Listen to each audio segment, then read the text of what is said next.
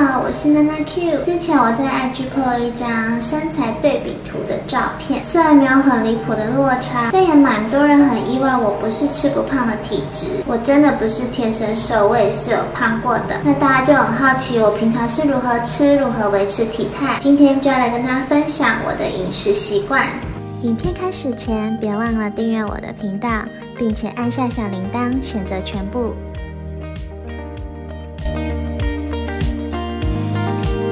第一个，爱吃不代表贪吃。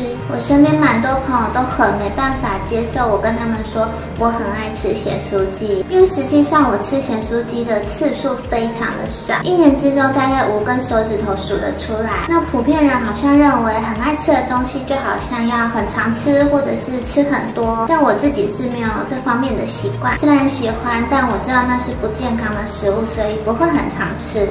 第二个，吃很慢。从以前到现在，不管跟谁吃饭，我永远都是最后一个吃完的那一个。除了吃很慢之外，每一口至少都要咬20下。那每一餐的用餐时间基本上都需要20分钟，所以我想应该就是这个原因，才可以让大脑有足够的时间去接收饱足感的荷尔蒙。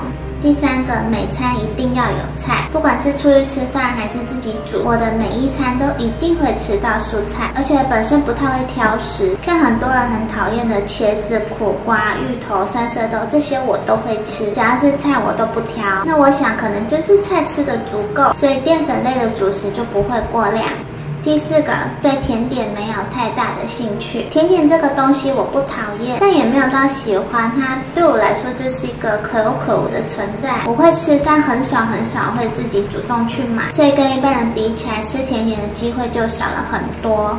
第五个，不吃宵夜。我平常不会限制吃晚餐的时间，有时候很早吃，有时候很晚吃。那有的时候忙到比较晚的话，也是有可能9点多才吃晚餐。但一整天之中就是不会多宵夜那一餐。那我自己的体态管理最主要还是看一整天的总热量摄取，而不是进食的窗口。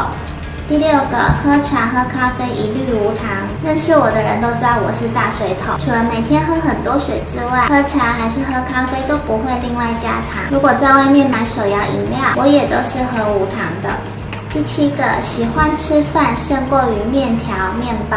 这里说的不是我不吃面不吃面包，而是相比起来，我是比较喜欢吃米饭的。那如果平常是自己煮饭的话，我都会再加一点糙米或是燕麦粒下去一起煮。第八个，先喝汤再吃饭。其实我平常自己煮饭是很少煮汤的，因为自己一个人住准备汤品比较不方便。但如果今天回老家吃饭或是去外面吃饭的话，有汤我都会先喝汤，就连吃汤面我也都会先喝几口汤再吃面。我想说借这个机会在这边补充说明一下，因为有太多朋友在 IG 上面问我了。之前我瘦下4公斤的减肥影片里面有提到，我是因为断食瘦下来的。但目前呢，我已经有一阵子没有在执行断食了，所以现在就不会再限制吃饭的时间。那以上呢，就是我自己目前为止的饮食习惯分享，希望你们会喜欢。有任何问题还是有其他想要了解的主题，欢迎留言告诉我。我们下次见咯，拜拜。如果喜欢我的影片，别忘了订阅我的频道，并且开启小铃铛，抢先收看最新影片。